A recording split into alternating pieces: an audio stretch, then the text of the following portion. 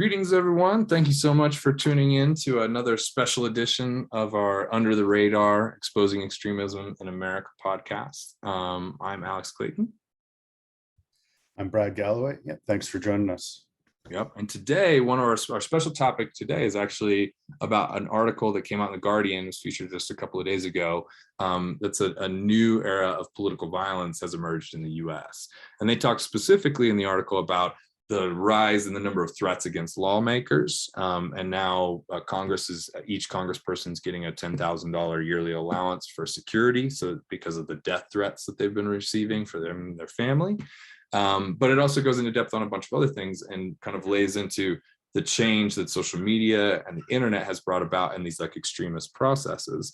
So today we kind of wanted to talk about that. And the question before us is, are we in a new era of political violence, or was that just a kind of catchy headline to grab some eyes? So I'll start with you, Brad. What do you think? Are we in a new era? Are we not? Why not? What's the support on either side? Yeah, I think I can start out by saying I think that these are evolving situations where we see the commonalities, pieces of past types of movements that come up throughout ideologically motivated violent extremist groups. Like, they borrow from each other, they evolve, they see how technology can play roles, they see how new things. It's always about opportunistic stuff. I know we've talked a lot about this, how they use any types of attention to gain prominence out there. And I think I don't think it's a fair comment to say we're seeing a whole new era, but I think we are seeing some new trends for sure in how violent extremism looks, across the gamut. And this is something that obviously needs to be interrogated and looked at further to find out what are the nuances. And what are these something borrowed pieces from the past that we know about and that we are already responding to, and how can we utilize some of the things we've learned to address these new evolutions? Yeah, definitely. Well, anytime somebody says, "Oh, we've reached a new era," right? Like, it's never like, "Oh, we wake up on December 1st, 2020, it's a new era," right? These are trends over time, over 20 years or longer, that are starting to kind of come to fruition and kind of starting to show up. So things like the alt-right, the creation of the alt-right, which kind of changed the way that the far-right movement was portraying itself, right? Without the alt-right, you don't really get January 6th, right? Which January 6th, the groups that are involved there were able to make themselves look far more palatable to the kind of normal, I don't think if the National Socialist movement was there instead of the Proud Boys, I don't think it would have gone down the same way, right? Because the swastikas and the open, goose stepping, that's not what's appealing to people, right? So the switch over to the alt-right. So there's these trends that are kind of starting to line up, and now it's dawning on us, right, that we are in a new era. And I think that, for me, sums things up, because we've already kind of been there. And it's really, as experts, we're starting to kind of realize, like, enough of this has changed, that this is basically a new era. And so let's talk about one of the touch points, which is the internet, right? And we could make the argument that we're in a whole new era of everything post-internet, right? So, and I've got some of my ideas here, but let's start with your idea. What are some of the big ways that the internet changed things, and especially popularized internet? So, like, iPhone was invented in 2011. So that's when everybody has the internet in their pocket, right? And there's 20 years that leads up to that. But really, if we go back about, to 11 years, right, 2011, what was the internet changing, and what was it more just facilitating things that were already going on? Well, I mean, the interesting thing is, I think the implementation of social media platforms, generally speaking, the widening of the popularity of those different platforms, the creation of specifically far-right platforms that were adapting to the times and technology, moving away from the website-based talk boards, like I don't want to say names of them, but they're those types of things, and moving into the live interactions. So the Twitters, the Facebooks, the all of these types of things, and then emerging to the unfortunate realities when we see live streamed attacks. That's become a prominent thing. Cultural differences that are pushed by technology, or that are pushed by internet related stuff. So like the mimetic cultures, like about memes and how they're using visual adaptations of past stuff. Often, like I said, the evolution of this, then it's reused, but it's like, how do we adapt this to the technological age of right-wing extremism or violent extremism, generally speaking? I think about siege culture, manifestos. This is all like brought to the surface by, well, if the internet wasn't there, would we have this? No, but we need the internet for all these various other things, like you said, the iPhone. So you literally have the internet, and everybody's walking around with the internet with them at all times.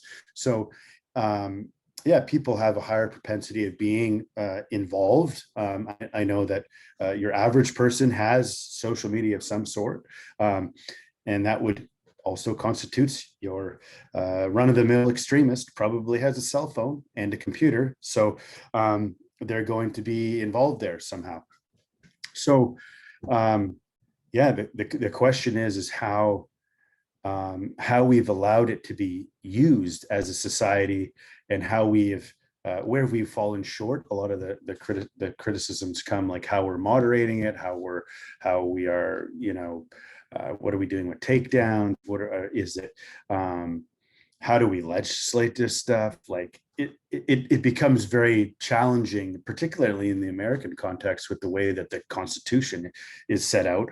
It's very hard to like just create legislation that's just going to take away because people believe what I'm saying online is like what I'm saying out loud in society, because online it's virtually like our interactions right now over Zoom. Like this is something we're just able to do now.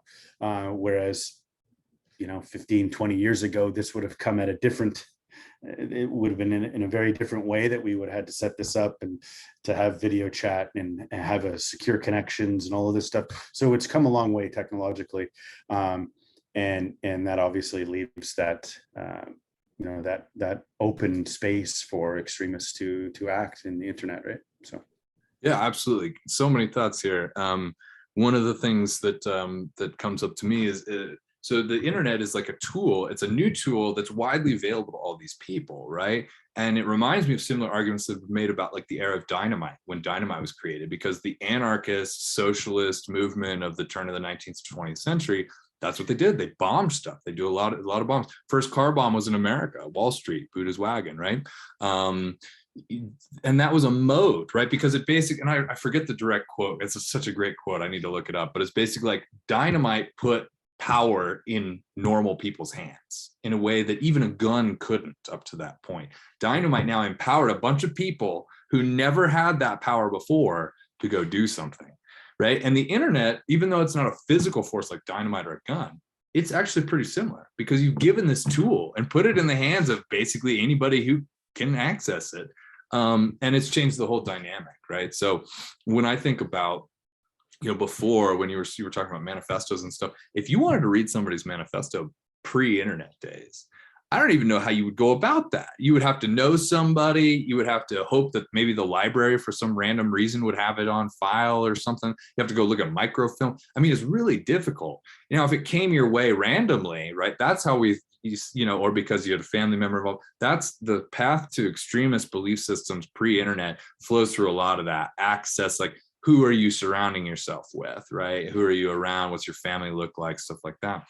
It's the same thing now, but now we're not restricted to physical space. Now, who are you surrounding yourself with on the internet, right? And so, like I was saying earlier, now people can be much more particular about their belief systems. Before, you kind of had to conform to join the group, right? So maybe you had a few beliefs that didn't quite line up, but you kind of had to conform to get in the group.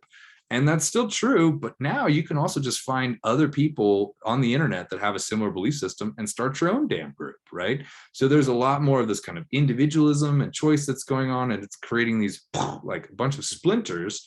And again, it's an ecosystem where people are kind of existing in this space. They hold similar beliefs, but there's a lot more variation. And because of that, you have a lot more people that it appeals to. Somebody once told me that teaching is finding a way to say the same thing 1,000 different ways. And when you were talking about memification and stuff like that, it was like, what is that but a different way to get somebody to see your point of view? And that person might not read a news article and think differently, or your post, but maybe the meme hits them. Maybe for some people, that meme is what starts that process of thinking differently. So in some ways, they're not just diversifying who they're able to contact, they're diversifying how they're approaching and getting that content in front of you. It's not just about the manifesto. Now you can have memes, you can have quotes, you can have all these kind of shorthand things that are almost entry points. You know, if you read the whole manifesto, maybe you'd be scared away by it. But these memes allow you kind of PG-13 rated ways to kind of get into the R-rated ideology. And it's a lot easier to do kind of piecemeal on the internet than it was before, where, you know, again, you had to meet somebody, you had to know somebody, you had to have a lot more of the physical proximity and access. Nowadays, I mean, yeah, I could get off right now and go look up 800 manifestos if I wanted to, you know, like that. So definitely changed the dynamic there. And that's why I think we see a splintering, because again, pre-1980, yeah, we've got groups, but it's like KKK, NSM. There are a few that are the pinnacle groups for their movements. I mean, yeah, you got Proud Boys, you've got 3%ers, you got Oath Keepers, but I mean, the base, I mean, the numbers just go, with balloons, because there's so much more individual choice going on there. I think so. I think something to hit right on there, though, is in the importance of noting that now any guy can be a group, or any girl, or whoever, right? There's a dude right now probably starting an extremist group online, going, I am the so-and-so, and puts up a website. We don't know if that has 200 people in it, or just that guy with his roommate or whatever. I mean, that's definitely something you're seeing in the Canadian context. There's a lot of these like little groups of people that have their little deal, that may just feel like, oh, we're going to start something. Will it be something valid? Will it be viable? Will it be noticed? I don't know. But that's often when it gets called out of, like, I think assessments in Canada where there was like 300 and something hate groups, not like at all times. And that's where it's taken out of context, right? That like that number fluctuates drastically based on what's going on out there, you know, around certain elections, around certain big time periods, like you were saying earlier about, like, okay, you want to say January 6th, we want to say Charlottesville, around those time periods, you'll get all these light bulb moments for these dudes in their basements going, oh, well, if they can have that, I'm going to have this, right? And that's where we need to recognize that, you know, yeah, in theory, we could have new extremist groups at any point in time. So getting better at, you know, regulating and mandating certain things that are happening online, we've got to do that. Like, we've got to start really thinking about that, because this stuff is like pop-up shop. Internet is a pop-up extremism shop, as well as whatever else. I think the most popular thing on the internet right now is pornography, right? But I think that extremism and tough other types of well, I forget what the category is, but like you know, certain types of like high risk content is you know, that's what people are after. Look what society likes. Like, look at TV shows, look at movies, it's all like really extreme. It's like the even things I love, like you know, looking back at how the Batman whole that scenario has it's gone dark. It's gotten to match the social things that are going on in society right now. And Batman versus Superman, Batman was literally branding people with a batarang. Yeah. Burning that into their skin. I was like, whoa, this is not Adam West. You know, no, way different. And that's because it's changed, right? It's evolved.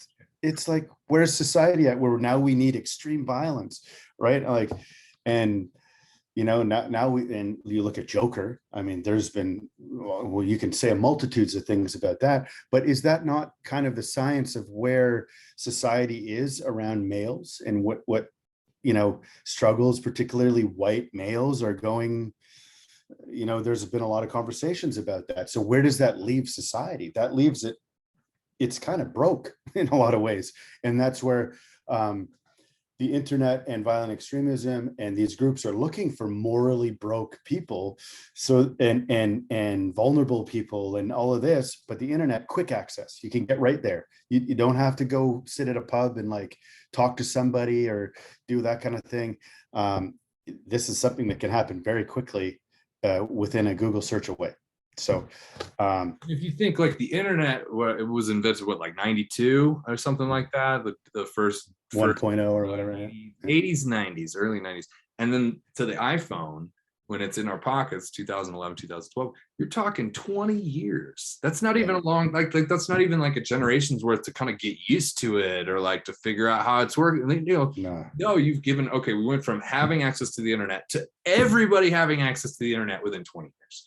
So the processes of like, well, what's good, what's bad, what works, what doesn't, those weren't very well defined by the time everybody had instant access all the time.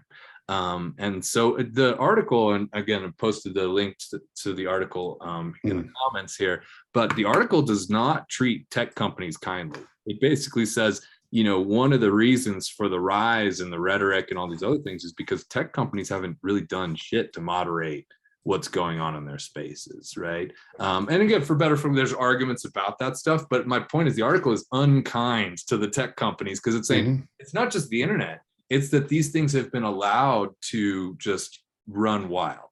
And there's only so much you can do about Gab and things like that, but Twitter, Facebook, Instagram, the big ones, those are companies, and they get to make choices about what they allow and what they don't allow. Everybody's had a random Facebook post taken down for stupid reasons, right? So if they can do that with pretty arbitrary, capricious things, why aren't they going through with the stuff that's clearly extremist related? And that's the article says part of the reason we were entering a new era of political violence is not just the internet, it's that these companies care more about money than they do about preventing this disease, the spread of this disease in our society. And I can't disagree with that. That content is so easy to find. And that's what I continually talk about. I'm like, if I want to find something that's like about preventing racism in schools, right, I've got to like go look around a bit on these social media platforms, like, or how do I use this to be a positive thing? Right. I got to look to get that stuff. Totally. But all I got to do is look at one news article to find racism. Yep, absolutely. It gave the example. Like, it's weird. When you Googled Martin Luther King, for the longest time, the first source that came up was a false source that talked about how what he did was meaningless. For the longest time, when you Google Martin Luther King for like years, the first source that came up was a far right source that basically said Martin Luther King doesn't deserve the credit we give him. And again, Google at any time can rearrange that shit, and they didn't, right? So I think that's a good mini example of, again, there's a lot to cover here, but if you cared enough, I mean, somebody would look at that and go, yeah, that's not what we want the first hit to be. And it's not anymore. So clearly they've done something about that. But I thought that was a good mini example of like, that's how long it went with people without people even paying attention to that and saying, well, wait a second, maybe it matters what the first result that comes up is. Maybe we as a company have a responsibility to make sure that the first hit or the first 100 hits have nothing to do with this wild, crazy misinformation, disinformation, conspiracy theory, extremist belief, right? Whatever it is. So. That and the dangerous and violent content, I'm sitting there going, I'm going to see how long it takes. Right. I'm going to go on, the other day I'll use, for example, I'm going to go on TikTok and find some really awful content. Right. How long? It took me less than 5 seconds to find some really awful content. Yep. Are they doing? Yeah, I know they're doing. I know they're looking, and I understand it's impossible to catch up with all of it. Right. Okay. But some of it, I'm sitting there going, how did this though? Right. You're like up for many months. It shouldn't, how does this have 600,000 likes? Right. It shouldn't be this. It's been there long enough to have that many. Hello. Right. Please remove. And, and that's one of my friends, he looks at ISIS stuff.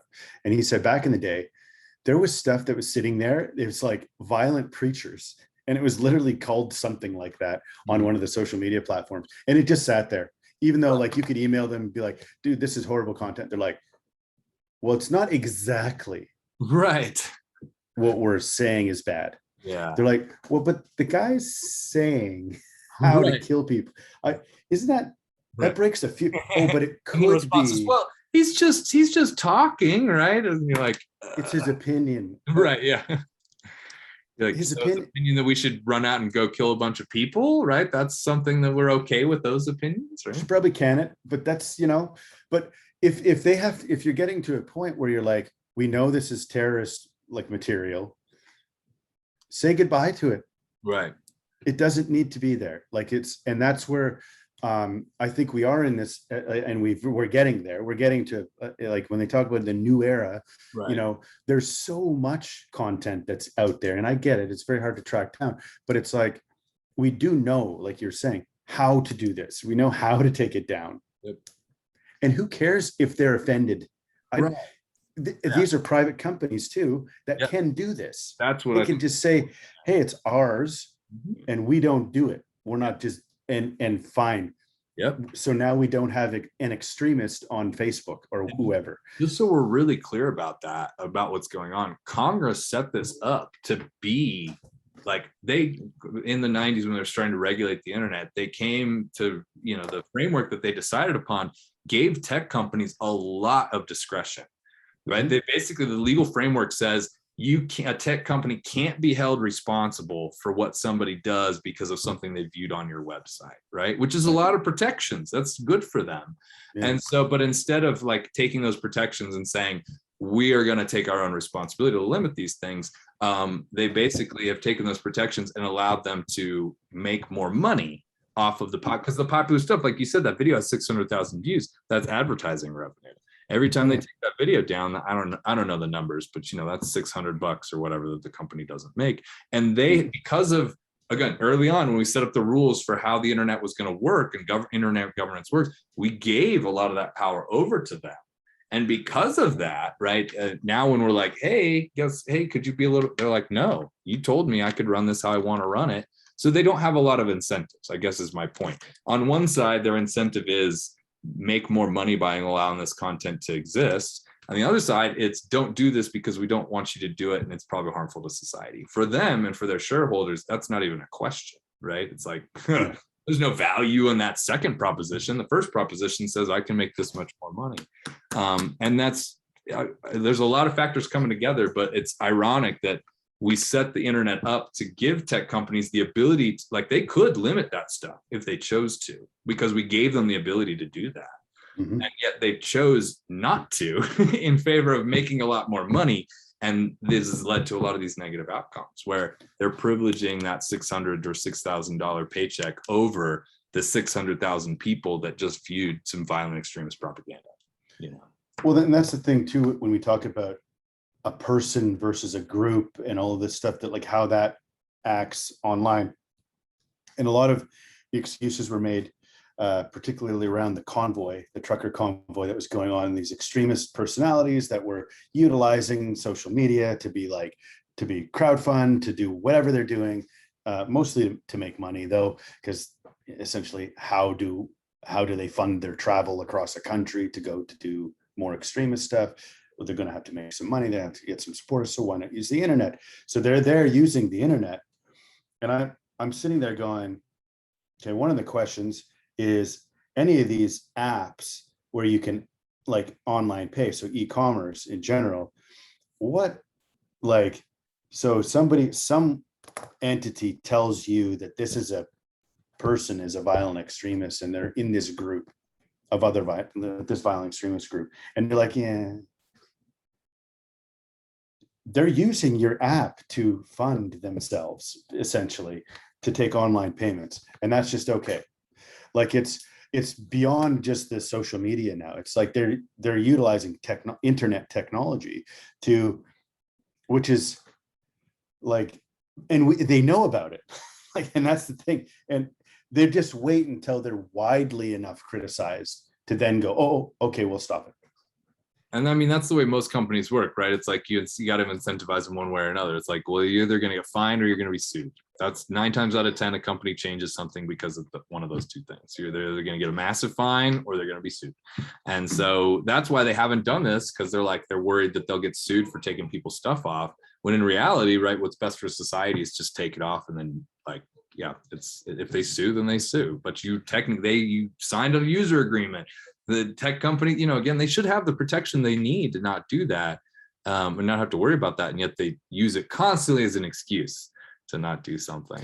I think they can, though. I think you're a private business, right? And you Right. could easily put that in your disclaimer saying, Yeah, any kind of relationship to extremism, violent extremism, racism, terrorism, blah, blah, blah, you're out. totally. But it feels like instead of even testing that, they've just default, well, freedom of speech, right? And it's like you were saying, like, well, you're not a government entity. Facebook is not owned by the government. So free speech, I mean, up to a point, yeah, you have to facilitate free speech, but you're a private entity.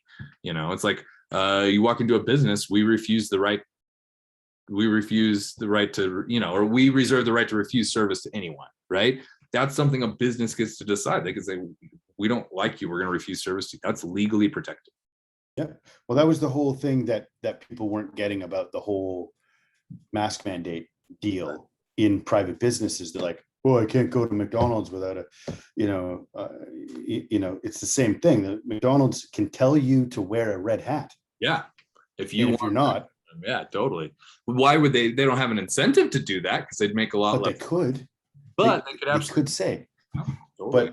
But and that's like, I think it's relatable when you talk about these things in the sense of the business versus, you're a privately owned company. You make up your own mandated whatever you want to do. And yeah, if they want to, so they talk about where does that push these extremists to? Right. Well, I mean, yeah, but do we really care? I don't know. They're going to make a site and then we're going to know it's a rogue extremist site. And then we'll just then the internet can do its due diligence. Right. Countries do that. Like they remove, people from having access to putting their websites up. A lot of the white supremacist websites in Canada were just removed because they were defined as a white supremacist organization or a terrorism organization, so they're not allowed to have anything anymore, which I think is fine. Right. And if we could work together across that, saying, okay, now we'll use blood and honor. They were recently added to our terrorist list up here. So yeah, does Facebook in Canada allow? No, they're not. So why can't we continue that with the other stuff that's going on there? Right. Other types of groups that are similar. What's the diff? Who cares? Private business. Delete all of them. Right. Do you really care what their free speech has been? I don't know. Right. And the deplatform, I mean, what we were saying, are they going to go somewhere else? Maybe, but Gab, Parler, have they really taken off? No. If anything, Gab's shut down now, I think, and Parler's about close to the same. Now they've got the Trump social, right? If you're not going to be on the big player, big board, there's not a lot of other options in town. You know what I mean? You can do it, but again, it's not been that popular. And if anything, that's more echo chambery. And you have less of the problems that you have in the big ones, where again, 1,000 people read one tweet, 999 say, yeah, whatever. And one goes, I want to learn more about that. But the thing on Gab is you don't have as many people, or social, Trump social, or whatever, other places where maybe extremists, individuals gather and talk about these things. Mm-hmm. You're not going to have the general audience as much in those spaces. So even then, yeah, okay, they're going to go somewhere else, sure, but that's still better than these major platforms. Well, they go talk to each other, like you said, the echo chambers. Right. So it's happening anyway. They already hate each other. They hate these people. They hate this group. They hate that. What? Okay, we understand it's bad and horrible to hear about and whatever. But yeah, at least the general public isn't a party to this problem now. Right. Exactly. And that's what. I don't know. I mean, look at the deplatforming of one of the most prominent figures, the former president of the United States. Totally. They deplatform him from Twitter.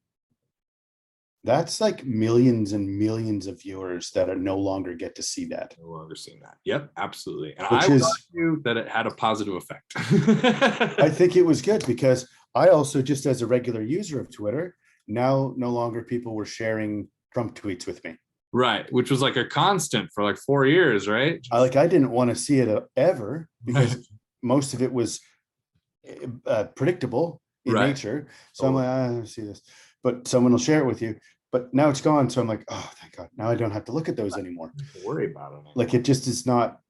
And the trending business, like the algorithms, everything changes when somebody's deplatformed that's Right. that prominent, right? Yeah.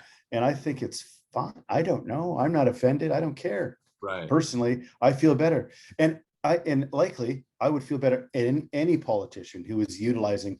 I Right. thought that social media usage by a prominent political figure in the world, Right. that needed to be shut down. I don't care who they are, which country they're from. That was too much, right? Yep. And as far as I know, and as far as I'm concerned, your free speech isn't limited. You can still go outside and say the same things that you were saying on Twitter. You can call all your friends. You can release a press release, you just can't do it on Twitter. So so your free speech rights have not been hindered in that situation because you still have all your other avenues. And I get the slippery slope argument. This is where like the ACLU, we have these awesome like instances where the ACLU is representing far right groups for free speech reasons, because again, to a certain point, they're like, look, free speech matters across the board, right? I just worry that if we continue to fight those battles, right, that they're going to utilize that space that we've provided to them and take more, right? And that's what the Nazis did. They won the election and then used their legitimacy from the election, from winning that space, to build up an illegitimate regime. Well, that's where a lot of the research, and one of my colleagues is doing a lot of research on the online violent people, like talking about violence online and their offline connections to like extremist groups. Right. Like that's something we need to talk, like we need to be there going, okay, these dudes are here talking about this on whether it's multitudes of platforms, multiple different ones, right? And then that transference to in the real world violence or real world violent extremist activity. Right.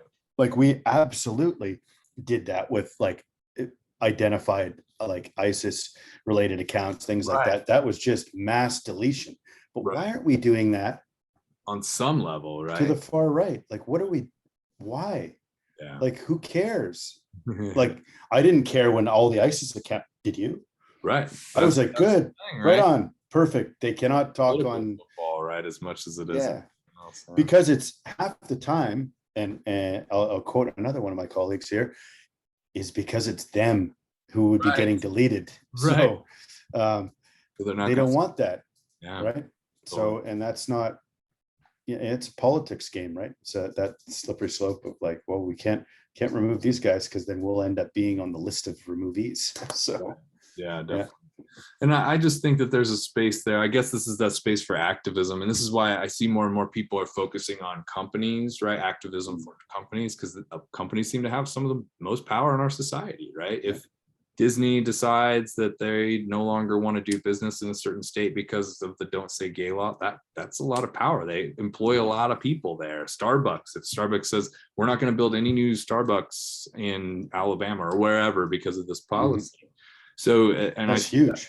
And I see that turn more and more where activism is less geared towards the government because like nobody has faith for the government to actually change anything, but they do gear it towards companies because companies, at least on some level, have that PR perspective. And they're like, this is bad PR if enough people viral tweet about us being a bad company.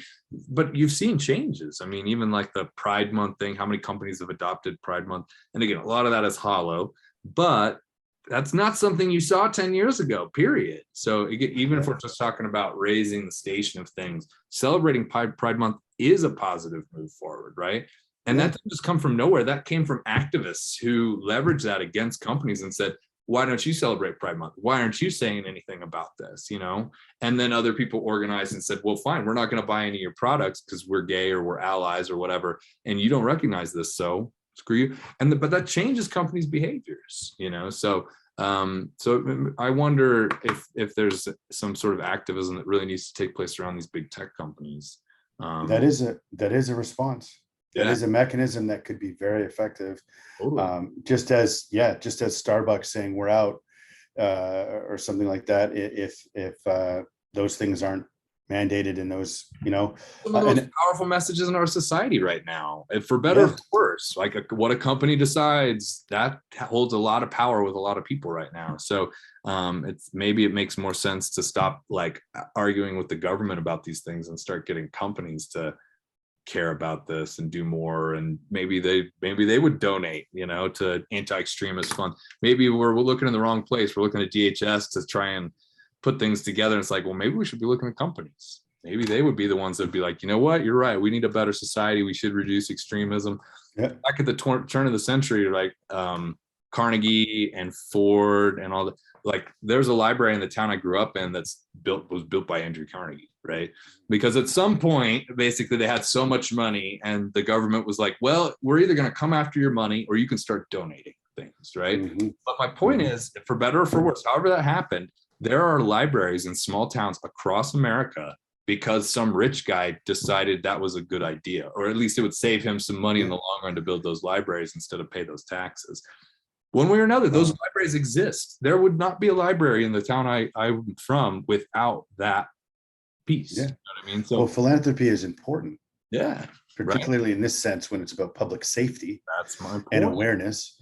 Like, if we're going to do libraries, that's education. That's right. a piece of that. Totally. But like, what else are we doing to enhance public safety with billionaire dollars? Right. You know, yeah. So 3 or 4 different billionaire companies come to the plate. Yep. Yeah, that could play a massive role in, you know, change across the board on this, rather than them sitting there going, maybe we'll do it. Right. You know. Yeah.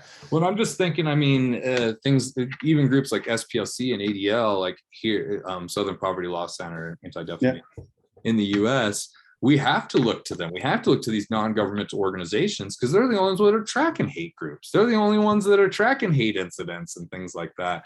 And so we already are kind of relying on these NGOs. So maybe that's the way to go, start to triangulate and worry less about what the government is trying to do because they're not doing it, and focus more on the companies who have, you know, you can hold their feet to the fire a little bit more, right? And say, hey, you know, we'll form this giant coalition. If you don't take steps to mitigate or change this or make this better, we're not going to buy your products anymore, you know, or whatever it is. So I just wonder if maybe that's, the whole purpose here is this a new era of political violence? Well, the concomitant question is, how do we fight things in the new, what are new solutions to deal with the new era of political violence? That's right. Maybe that's it's not talking like the media does that, oh, it's the new era of political violence. How about it's the new era of responding to political violence? Right. It's the new era. We talk about our response. Yeah. Not talk about the ugliness in the air. We know the ugliness is there,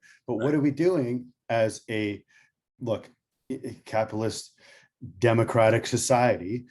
What can we do? We have a lot of things we can do. Yeah, totally. And a lot of it is stuff that's not always traditional. It's not just voting and this, and like I said, like, again, maybe privatizing the fight against extremism is one of the ways to go. Maybe that's more effective than the public model, because the public model is so blocked right now, you can't do it, you know. So, and whereas I've seen companies seem to be a little bit more willing to go against conservative values, because, like, again, 65% of the country doesn't hold those same values. So whereas the government, the politicians, they're beholden to those kinds of things. Companies seem to have a little bit more flexibility. And again, Disney is a great example. I would have never in a million years thought Disney would come out and support homosexuals, but sure enough, they did, you know. And it took a lot, their employees walking out on them to be able to get to that point, but they did it. And the state of Florida is now going to try and take away. My point is, Disney put real stuff on the line, you know, tax dollars, things that are real money to them. But how much money does Disney bring Florida? Right. What do we? A lot. Yeah, that's why they have their own special tax status.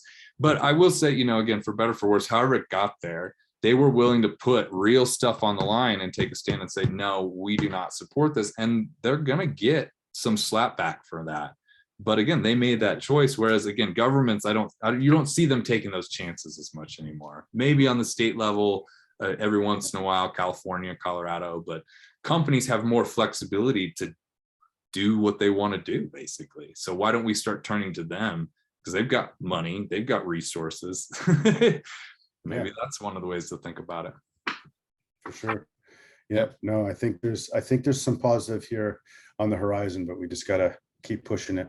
Yeah, absolutely. Well, and like we said in the beginning, right, as many problems as the internet has brought about, it's also proffered the exact same number of solutions, right? It's like, I mean, I think about the printing press. You go back to any of these major inventions in history, man, the printing press, changed the entire dynamic of how information was disseminated in both good and bad ways, right? There were entire revolutions that were fought because of the printing press. And so, and again, you can't look at something like that and assign some value as good or bad, but you have to acknowledge, like, this has changed the way humans approach themselves, each other, and themselves and society. And we need to get hip to that and understand it, because it's going to change things, right? And we just, the more knowledge we have about that, the easier it's going to be to kind of say, okay, we know this is going to happen. Let's be it's that proactive versus reactive kind of situation, for sure. So yeah, any other thoughts here on the new era of political violence, and what's, anything else that hasn't changed, you think? No, I mean, it really, I think the central thing here for me is that we do have solutions at our fingertips, and there is hope. And I like to breathe hope into these matters as much as we breathe a lot of, like, ho hum, this is the worst. Like, we can also say there is hope here. Just, we're learning about this, right? And like you said, we got like dumped into this quickly as a generation. Here we go. Here's this. They're like, here, have this as well as all this other stuff that's going on. Well, we're learning to deal with it now, but man, like, at first, there's a lot of stuff to take in, right? And fine. Now we've got to find those ways to appropriately, get around this. Yeah, we have to play catch up to our own, like, development. It's like we did things without understanding quite what we were doing, and now it's time to kind of stop and say, well, what are we doing, and why are we doing it, and what's it leading to, good and bad. So yeah, that makes a lot of sense, for sure. So all right, well, thanks so much, Brad. Thanks for your input, and thanks for everybody that was watching. Leave some comments down below if you have anything that you want to add to the conversation, and we'll see you in the next episode of Under the Radar: Exposing Extremism in America. Thanks, everybody.